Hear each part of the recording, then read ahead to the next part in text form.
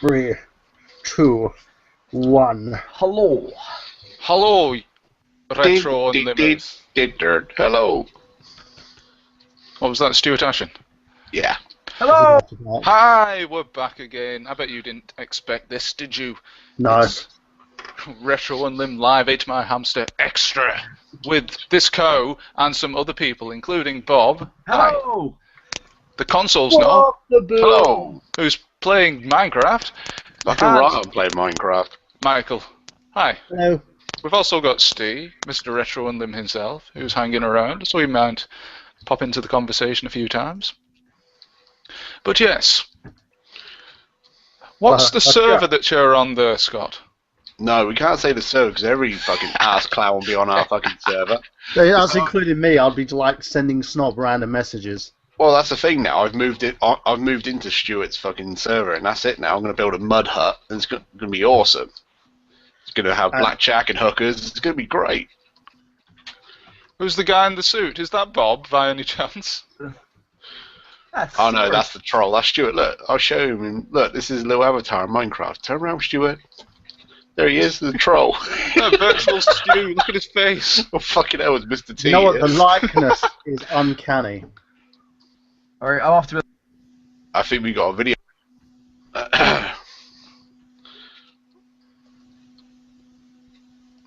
But I'm not going to be with you fuckers. I'm a snob. I've got to be somewhere out and away of nowhere. You join us live for Minecraft chat. Good morning. Yes, what were we talking about? Oh yes, it's going to be a one-on-one interview, but there's 4 of us here. 5, Yeah. 4, 15, whatever. Yes, Michael, I was interested to hear more about your production company. Yes. Basically, I had a nice little bit of good luck. I've been an actor for say like 10 years now, and I've always been interested in film, television, and I got a break, and a big fan of theatre as well at the same time. And once I basically finished university, because I decided to go to university and learn a bit more about my craft, because that's what you do. I found it very hard to find work apart outside of like Panto and stuff like that. So I basically put together a production company. I started with a TV show that I'm doing. It's not just on Nerd Genius, the YouTube channel. It's also on my. It's going to be negotiating at the moment with Blip TV to have this series on there as well. It's called This Job for Hire. Shit! It's called And it's about This Job for Hire. This Job for Hire. Episode 1 is on my YouTube channel at the moment, if you guys want to check that out. youtube.com/TheNerdGenius. The series is about a guy who's basically, he's a failed actor. He's trying to get on with his life. He found out he's got a weird twin brother, and on top of that, he has to deal with an agent who's literally like the worst agent in the world and keeps screwing his life up.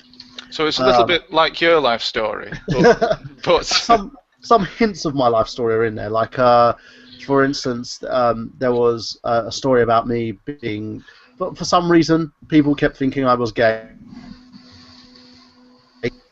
The gay community loved me for some weird reason, and I kept random men.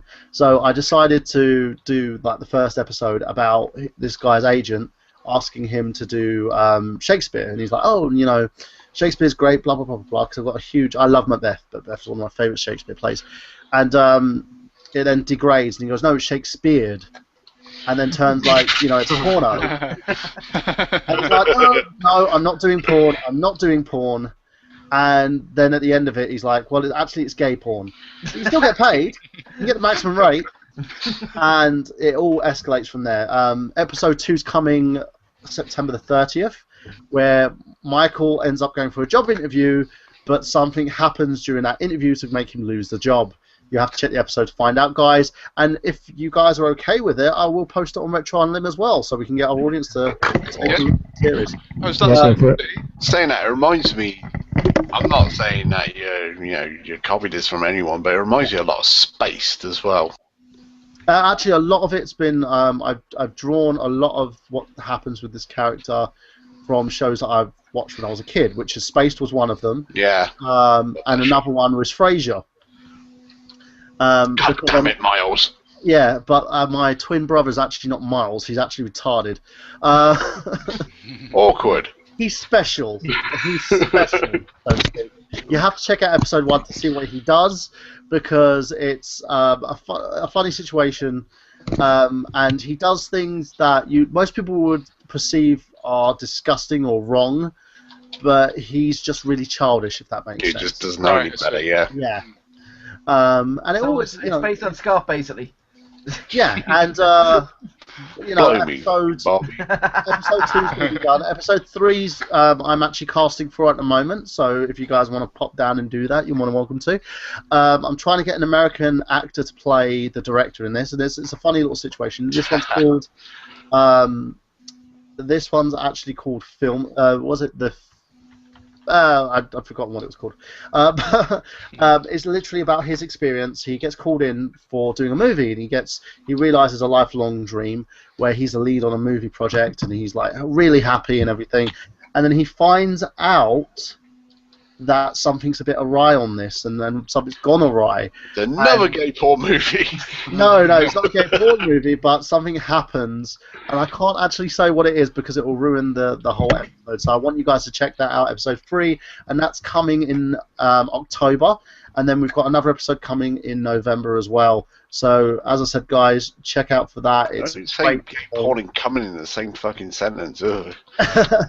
And Scott's favourite stuff. I also, with the production company, I have a film a long time gone that went through festivals. That's going to be debuting on Netflix soon. Cool. Already getting the film put on for Amazon for digital download. I haven't decided what the price is yet. I'm going to get it on iTunes, guys. If you want to check it out, it's a really good film. And it's literally about a guy who's done time in prison, and he tries to build his life back up, and it doesn't seem to be working. Things start failing and going down the toilet from then. It was directed by Louis Denniston, who handed the project over to me. I starred in it, and also co-wrote the script for it as well. Did you write the theme tune as well? No, the theme tune was actually written for the... Sorry. It was written by a gentleman by the name of Paul Saxby. Did you sing the Paul, theme I haven't tune? forgotten about you. Do you reckon? I've actually got a copy of the album on my laptop, and I listen to it regularly because it's an awesome, awesome soundtrack. That's the cool thing about the whole digital distribution thing. I mean, YouTube, Netflix. I mean, you've got a lot of control over. Yeah. You know, you're able to put these things out, whereas before you'd be, you'd be relying on other people, relying on TV channels, whatever. You know, you've got an awful lot more control that just wasn't there. You know, that's fantastic. I think it's really fantastic. Yeah, it's become. I sort of realised it early on that the online distribution thing was going to become the thing. You had people like Steven Spielberg, for instance, who's like, oh, it's killed the film industry, and to be truthful about it, and it's the same thing with MP3s and the whole music industry. It's basically become an entity on its own. It's evolved. And I think that certain people don't like that sort of change. I think Spielberg was happy, working in the business model that he was working in. Where for someone like me, it's golden because it means I can actually start something up. And the whole thing about this production company is I want to change the industry. I'm going to be starting the Kickstarter soon for it as well because part of what makes the production company as cool as it is because we're going to be doing something with actors where they can actually create intro reels, show reels, and have it all done at a very cheap price by myself for £150. But I want to make it free. And the only way I can make it free is by doing a Kickstarter so we can get the funds beforehand and literally book people in and get them to do the show reels, intro reels, their voice reels and stuff like that with us. We provide a quality service, and we've got a director on hand who's myself and someone who can actually help write and shoot something in basically cinema quality. And with the camera that I've got, the Blackmagic cam, it means I can shoot it. I can shoot the stuff comparable to shooting in Sony Red, which is like the industry standard cam. Yeah. The industry standard, they shoot in 2.5K, which is actually truer than True HD. So we can shoot in that. And I want to do it because I want to give back to the industry as well at the same time. I want to give back to other actors. I want to work with other actors, and I want to help people who otherwise have to pay like £500, £600 for this type of service to get it for free. And it's weird. Most people are like, you're doing it for free. Why do you want to do it for free for? But it's, you know, I believe sometimes doing something and helping others out will actually reap its own reward. So I'm hoping to do that. But, you know, in terms of commercials and doing other like productions for other people, well, they got to pay for it. We're going to be starting that YouTube, that Kickstarter, should I say, very soon. We're opening up another YouTube channel as well, me and my business partner, to capitalize on that. He wants to do a magazine show, so we're going to do that with the equipment that we've got. And basically just keep working and working and working. I want to keep making movies, keep making TV. I want to keep making new, excuse me, new projects, and I want to do something very similar to what the Nostalgia Critic and his channel Awesome have been doing, and that's literally, you know, gain a bunch of other YouTubers together and like make original content. Because I really believe that this is the way that the industry is going now. I think YouTubers probably gets viewed a lot more than television. People have more Netflix subscriptions than they do actually purchasing DVDs. Yeah. You know, and it's worked really well for people. You got guys, I think we mentioned PewDiePie, who are making millions off of YouTube, and they literally, a lot of them, and I'm not slating them, what they do works, but a lot of them are just doing it, just acting like children. and it, you know, I'd already got in trouble for fucking shouting my mouth off with them fuckers. Yeah, and like Smosh, for instance. You know what? I've got a big issue with Smosh, and one of them is them begging for money. I hate it. I think it's ridiculous. And when it comes to people, it's like myself. If I was making that kind of money, I wouldn't be asking people to give me money. You know, to make an app of all things. Do you know what I mean? It's like you guys have got enough money to actually pay for your own app, but you're asking people to dig into their wallets so you don't have to actually. If you lose the money, then you're not really going to cry about it, are you? But we've touched on this Kickstarter thing before, where there's quite a lot of people. You know, there's you got to be really careful when it comes to backlashes. Yes. And we was talking to Billy and Jay from the Game Chasers about this, about the Cheetah Men fiasco last year, where Greg Pavage was trying to get a Kickstarter so he could finally distribute, you know, Cheetah Men 2, you know, release it out to people who wanted to collect the game, and the original advert for that Kickstarter made it look so bad. The amount of issues they had with it, that it lasted for months, basically, the backlash. Yeah, but the thing is, with the Cheetah Man 2 situation, people didn't understand why the costs were being done. It's the same thing with the Mosh situation. They never gave people the... It's like and I'll give the Mighty Number 5 as another instance of this. They let you know what they're going to be spending the money on. Yeah. Yeah. And I think if you're truthful with your audience will fucking love you and suck your knob, right? And they'll give you the money because you're being truthful with them and you're telling them what you're using the money for. Unless you're Anita Sarkeesian, who thinks that feminism is the, you know, it should be the only reason, and her gratitude and thanks. Yeah, I saw that video. That was pretty gnarly. Yeah, I did a rebuttal on that, and I told her to go fuck herself. Yeah, when you shared that video a few weeks ago, and I think that was actually one of the first videos I watched, because you joined my Facebook group, and I was like, okay, and then you shared me this video, and I'm like, okay, I'll take a look at it, and I was like, whoa. Yeah, I know, because as a guy, I am extremely offended by the way that she was talking, and a lot of it, I know two female gamers who can literally kick my ass. Shout out to Nikki Mills and Samantha Jennings, and they, you know, they're really good at what they do, and I've never had an issue with them being female. Their gender has never come up as the issue. That always gets on my tits anyway. I have been contemplating to get real about it, because even this day is like, oh my god, you're a girl gamer? It's like it fucking matters anymore. It doesn't. It doesn't. And the thing is, I view other girl gamers as people that share my experience. One thing. That's why we basically get on, is because we all share that experience. If you really want to break the mold, there is a YouTuber called Ashley Amber Bottoms, right? Yeah. And she's a transsexual Retro Game Collector. Yeah. Beat Oh, that yeah, one convention. Yeah. He has a radio Yeah. show as well. Yeah, I'm not fucking taking the piss. Like, I saw Stevie. Was it you, Stevie, laughing? Yeah, giggling. But yeah, there you go. It's like, that's a convention beater right there. Yeah. But the thing that really bugs me as well, because I'm a father, and I'm being, this first time I've been upfront about this outside my YouTube channel. I'm a father of 4, and I ended up splitting up with my with their mum in 2010. And a lot of this was due to like some issues that she had, some issues I had. But Your ability to tie a knot in it. yeah, and a lot of it was due to our situation, and there was loads of situations that happened where I would get assaulted at one point. She'd call the police. Who do the police want to arrest? Me. I'm a man. You know, obviously a woman can't do anything wrong.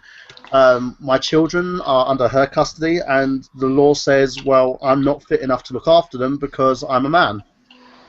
And that's not the right thing. If you look at all these women sitting there screaming feminism, you know, we should be given equal right. Okay, here's an idea: equality.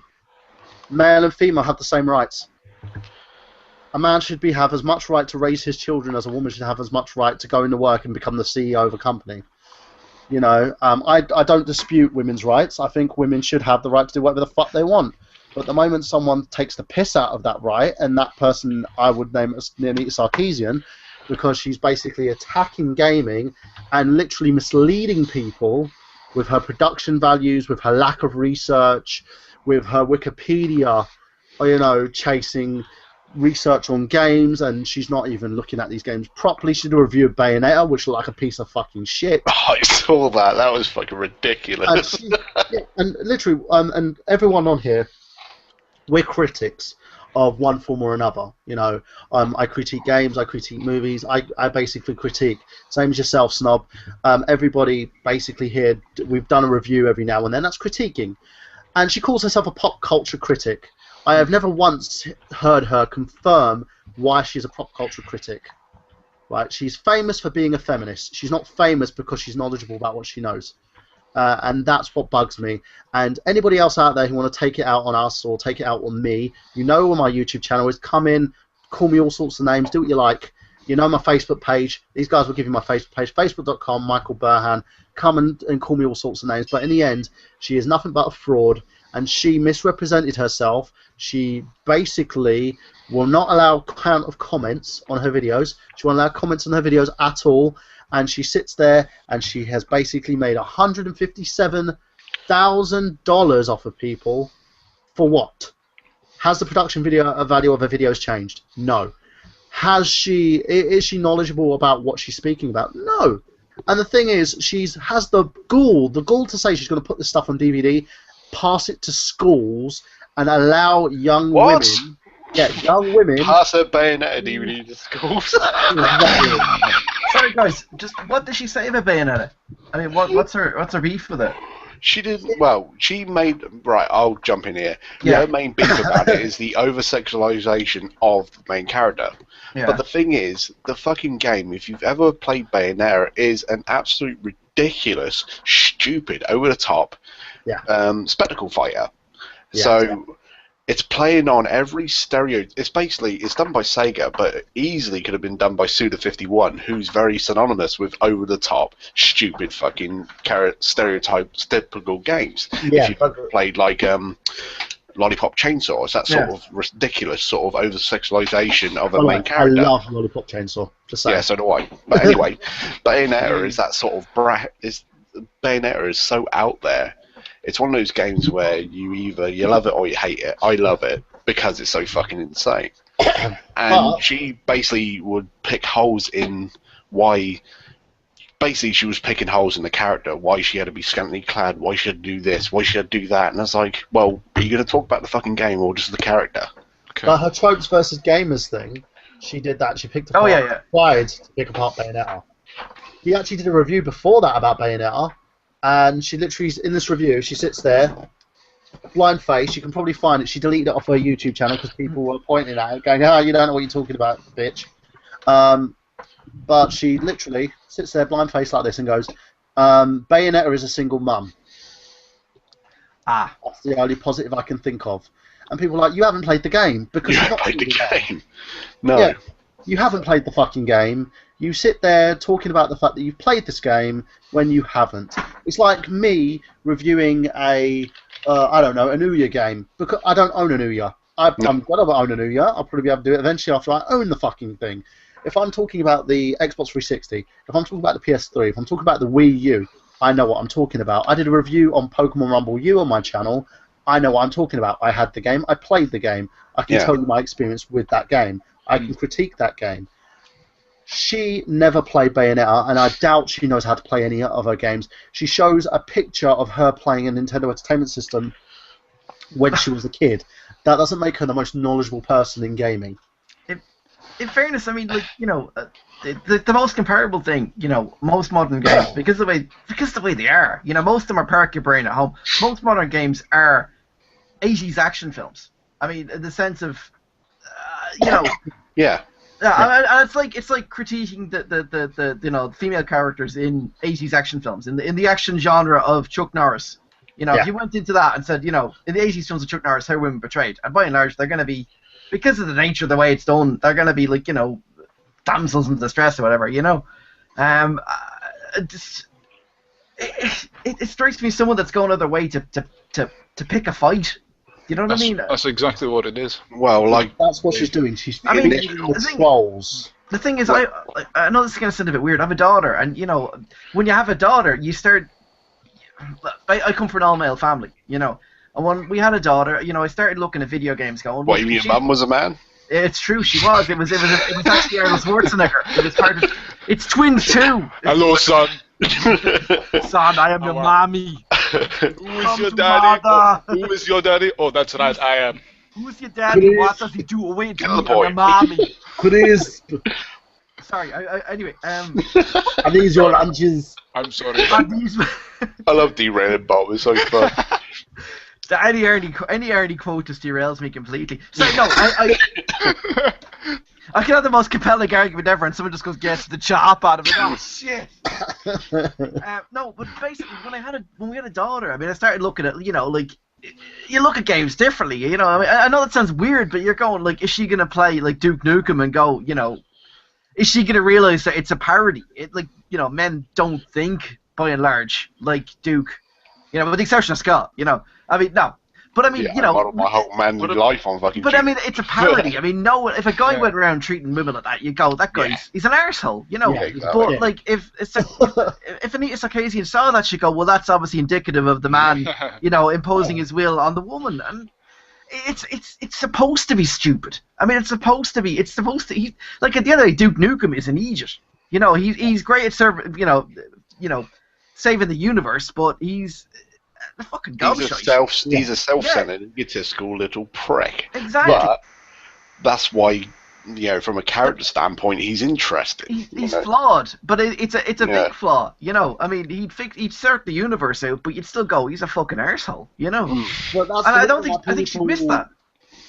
But this is the thing as well, though. This is why people love games like Grand Theft Auto 5, because these characters are compelling, these characters are flawed, and these characters are kind of like the anti-hero. But hang in fairness, and it's an argument that's been said, like, would Grand Theft Auto 5, if the three characters, obviously not Trevor because he couldn't really do it, but like, would have worked with one female character? I mean, the GTA 5, GTA it can have strong female characters. It's one thing that I would love to see one time would have a game like made by Rockstar that did have a female lead. I mean, I would too. You know, I mean, like... isn't there a female lead in GTA 5?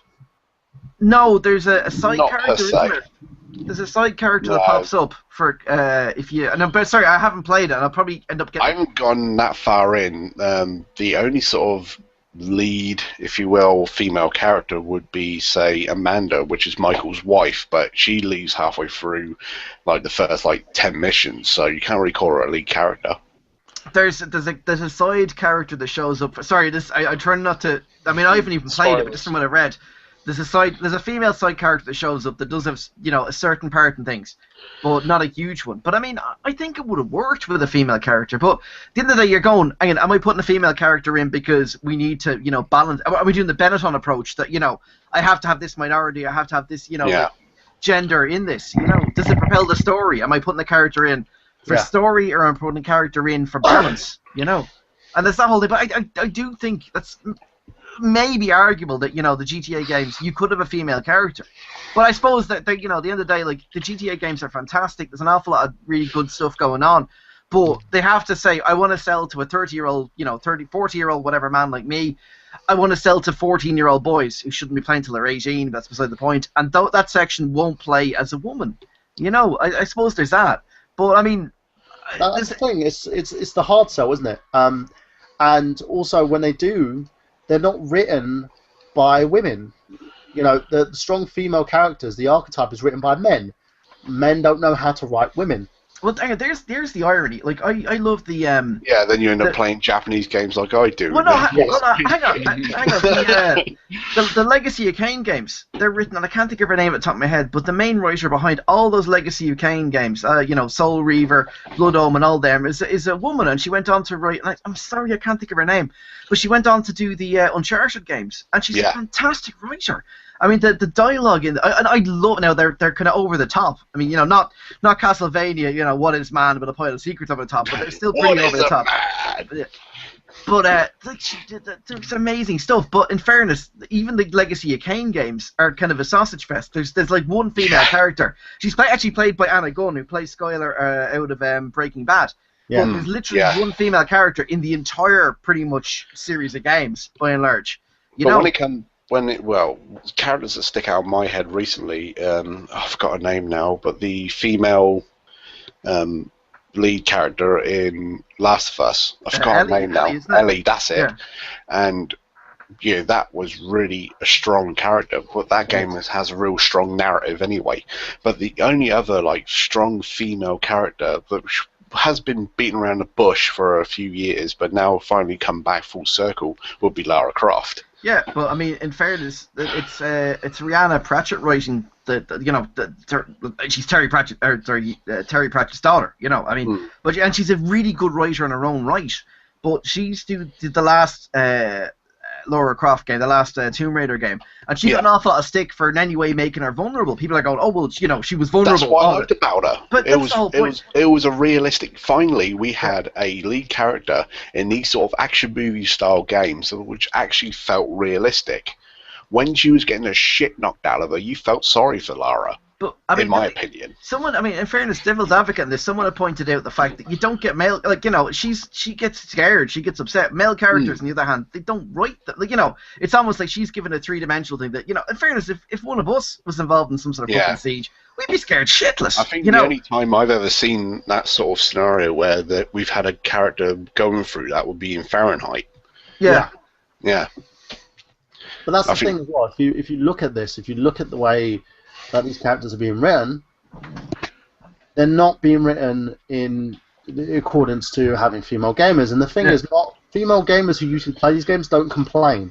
The reason why Sarkeesian is doing what she's doing is because she wants to see if she can actually get people pissed off, and thus, you know, give her as much promotion as she can. And look, she earned like over 1 million hits for a couple of her videos, and it's you just sit there and think, really, you know, really. So it's sort of an anti-shock jock approach. Well, it's the same shock jock approach. You know, she's given an opinion that's deliberately controversial, you know, and to basically generate opinion and, you know, to generate, I guess, attention. You know.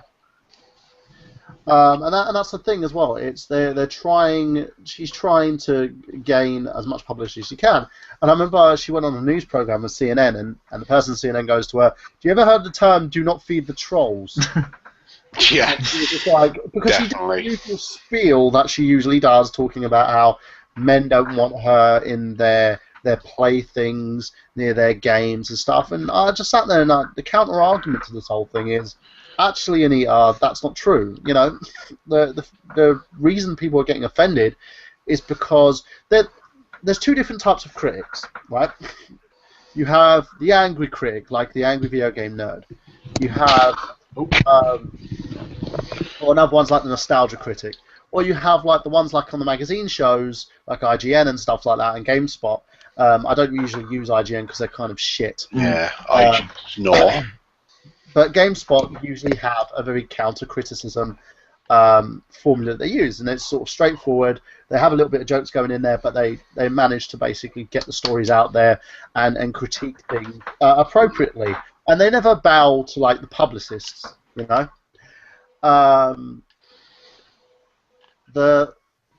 Sorry, jump in there, Mike. Probably the easiest, like, approachable critic in that sort of sense would probably be the classic game room. Yeah. Mark is very good at that. You know, he's very good at throwing in a little bit of entertainment, but also tell you if the game's good or not from his perspective, not from what IGN or some magazine scores giving you. Yeah. Yeah. And that's the big thing as well. You've got classic game room as well. But the whole thing that she does, she tries to do the whole thing where she wants people to swear at her and hate her and migrate over to her channel so that they can cuss her. So basically, it's the difference in a reviewer and a columnist. You know, a reviewer is weighing the pros and cons. A columnist, you're reading it because of their opinion on it.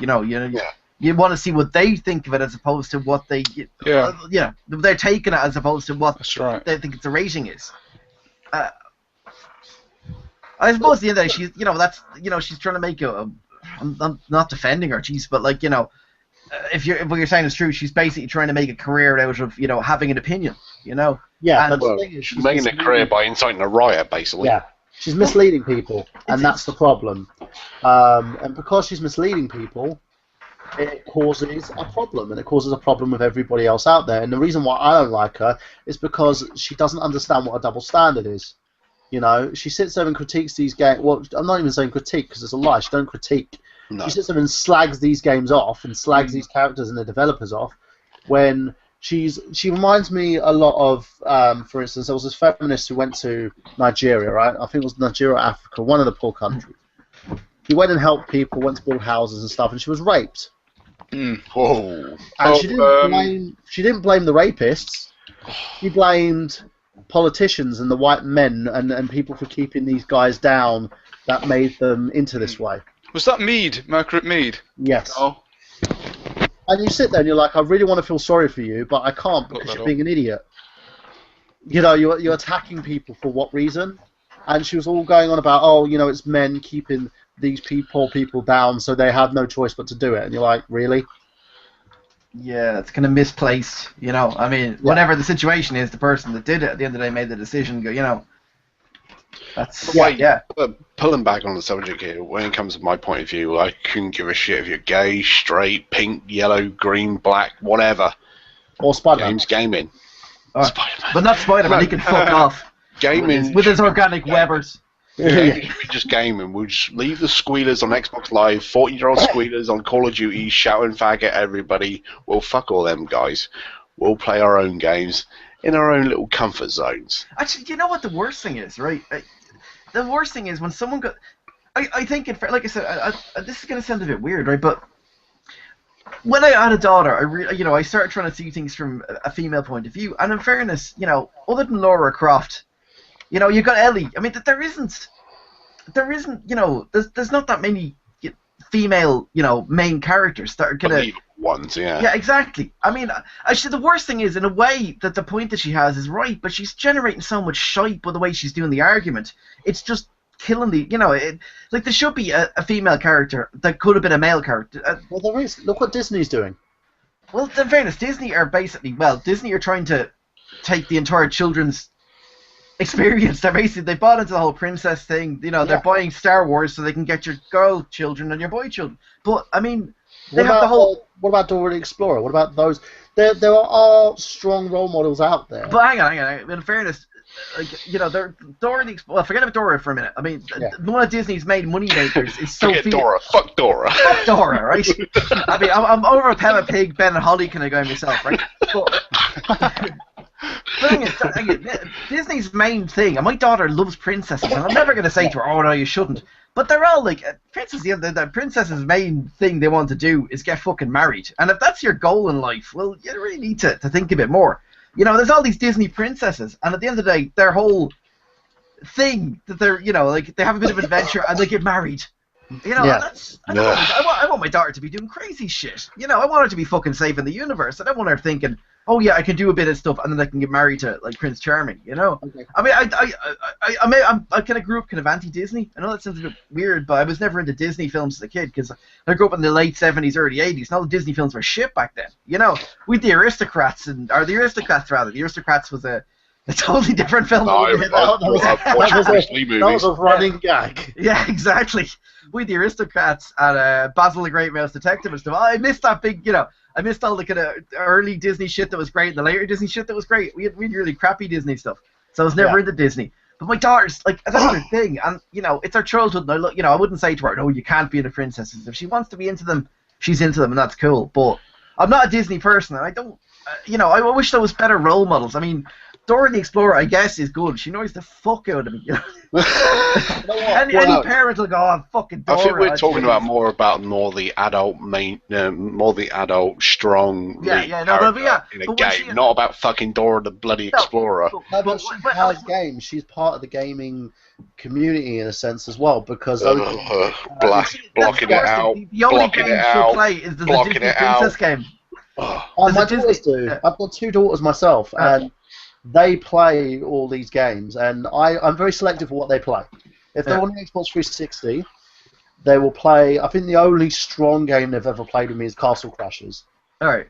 Well, I've basically, but what I've done with that, I've let them know what the game's about, so they know it's not real. Right? It's just the new version of Golden Axe. That's all it is. Exactly. In fairness, my daughter plays.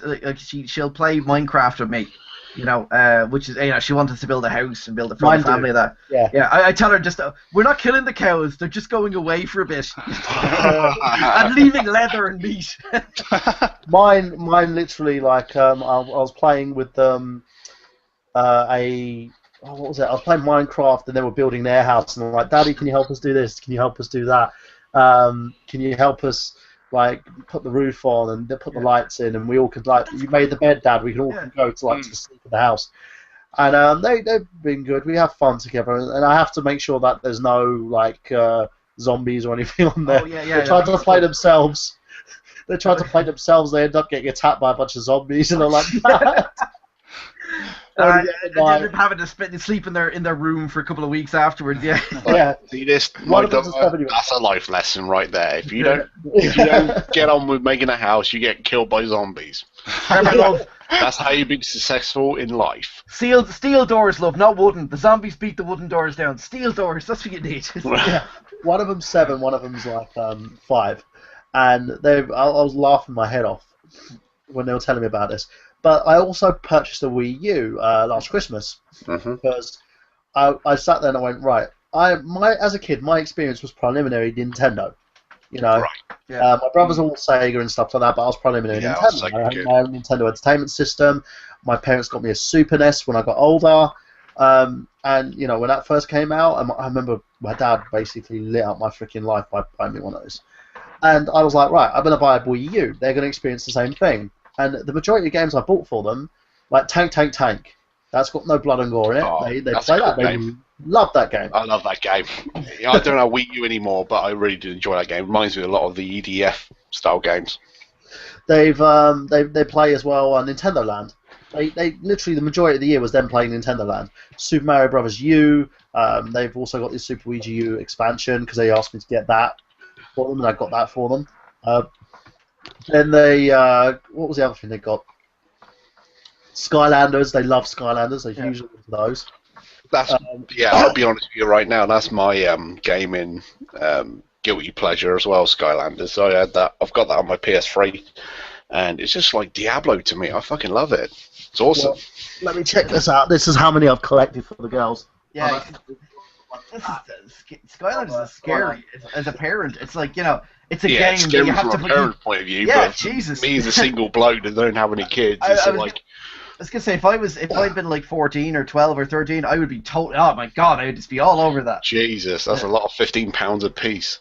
Yeah, I managed to get them all for cheap, so I got them all like pre-owned and stuff like that. So every time I had a bit of money on me, I'd basically buy them a new Skylander.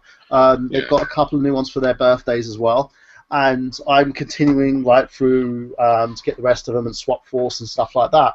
And it's because of the fact that the reason why I've done that is because of they love the game and they love collecting these toys. They love getting into the characters. They love playing the game. Me and my eldest completed the first one, and the Giants game is what they have on the Wii U, and they love it, and it's a good thing. I try to expose them to all the old games as well, but I don't buy into all the blood and gore and the violence games for them. That all goes to me. If it's a zombie game, it's mine. And my son and my daughters can't play it because I put lockouts on their accounts. Well, that's good. They can't go online because I had a very bad online experience where my daughter was playing on her mum's account because I bought her mum Live Gold so she can watch Netflix, and she ended up saying "I love you," and a guy tried talking to her, a very old man, tried talking to her on Live Arcade, and I told him to fuck off. So that wasn't nice. That was like I was lucky I was there. It was like a big horror story. Oh, Jesus. Yeah. Well, speaking of horror stories, I think it's getting quite late now, or quite early, quarter past 1 in the morning. Yeah, I'm gonna have to. I think Harry Yack's had enough. Harry Yack has had enough.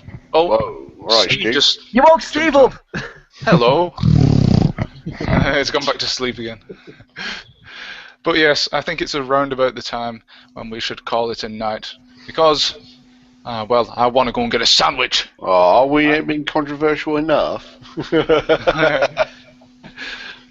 But it's been a great time talking to you guys. I've really enjoyed being a part of the RetroUnlim community. Can't wait for the next time we actually meet up to do this.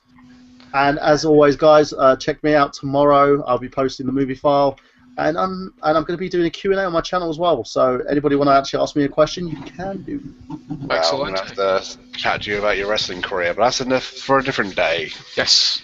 Maybe we can do a wrestling special one day. Well, you know what I'm about. Fucking wrestling. Fucking love it. Oh, yeah. You can tune in to me tonight, actually, on Mega Powers Radio for Keeping Kayfabe, where we're going to be reviewing Shawn Michaels versus The Undertaker. It's Valentine's Day Massacre. Just really quickly, just about kayfabe. Have you ever seen Sheamus?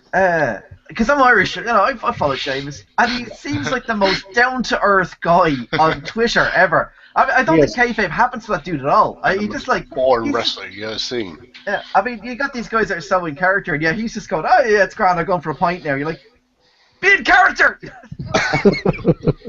But that's what's good about him. I think Sheamus is one of those guys really where he doesn't.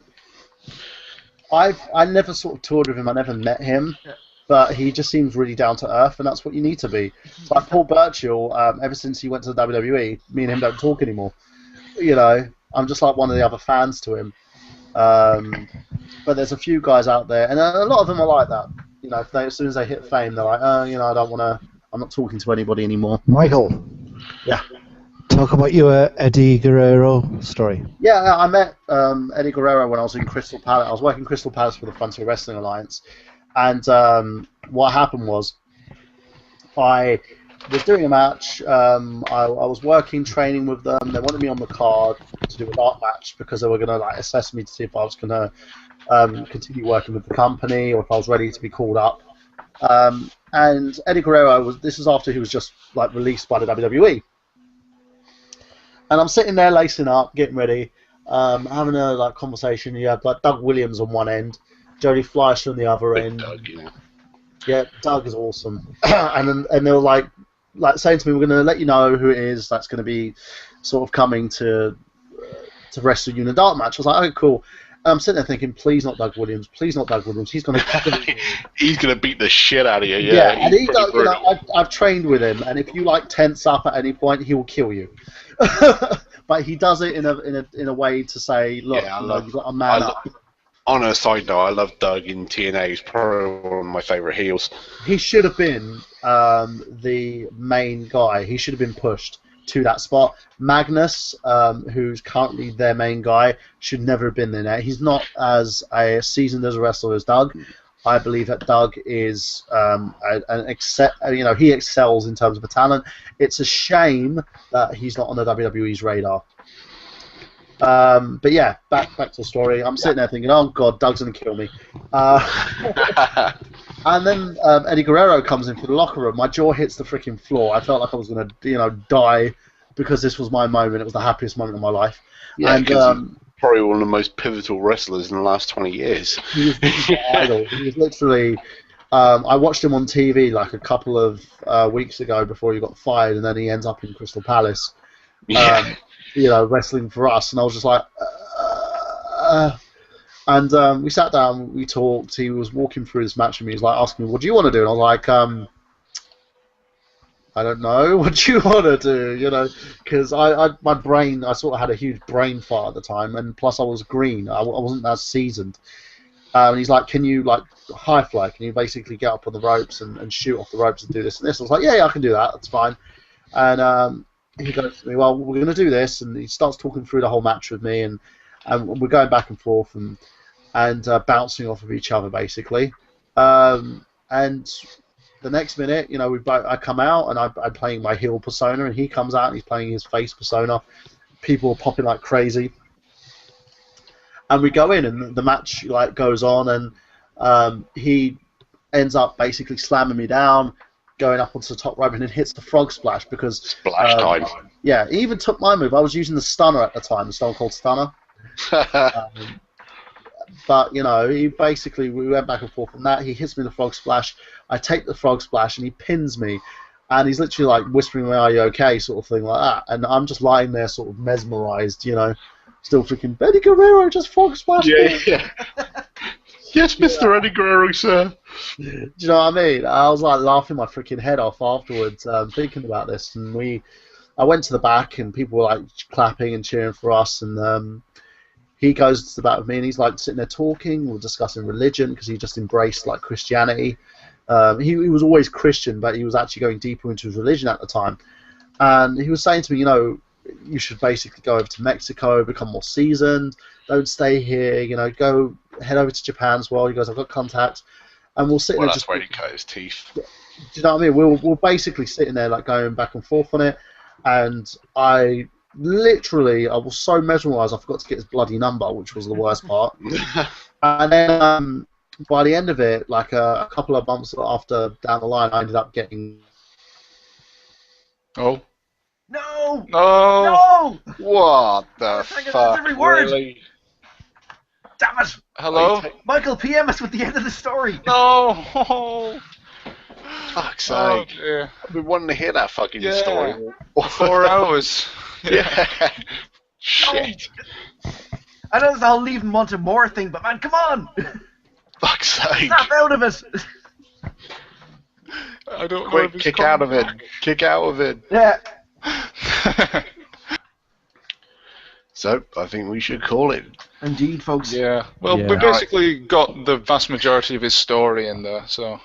Well, guys, don't you worry. We'll Indeed. continue the story at another time. But for now, good fucking night.